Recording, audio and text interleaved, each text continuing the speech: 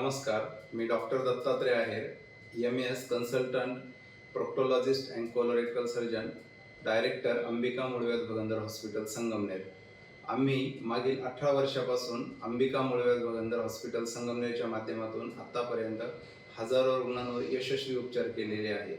मूळव्याध म्हटल्यानंतर सहनही होत नाही आणि सांगता येत नाही अशी रुग्णाची अवस्था असते. मूळव्याध झाल्यानंतर रुग्ण लाजेमुळे किंवा संकोचामुळे चार चौघांमध्ये या आजाराची चर्चा करत नाही. त्यामुळे वर्षानुवर्ष त्रास हा अंगावरच काढत राहतात. त्यामुळे त्याच्या अनेक गंभीर समस्या निर्माण होतात.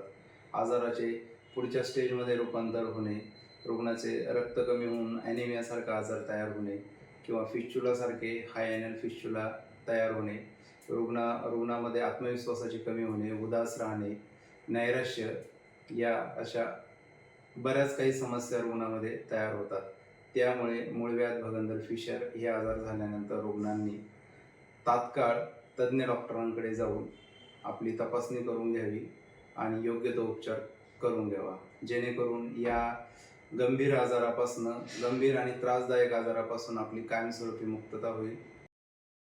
मूळव्याध भगंदर फिशर, पायलोनेडल सायनस या आजारांवर सध्या अनेक उपचार पद्धतीमध्ये अवेलेबल आहेत.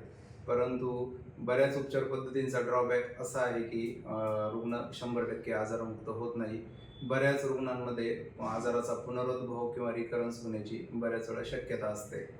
आम्ही आमच्या 18 वर्षाच्या अनुभवातून काही नवीन चिकित्सा पद्धती या आजारावर डेव्हलप केलेल्या आहे, जेणेकरून मूळव्याध भगंदर फिशर हे आजार झालेले रुग्ण कायमस्वरूपी बरे होतात आणि या आजारांचा पुन्हा उद्भवही त्यांच्यामध्ये दिसून येत नाही.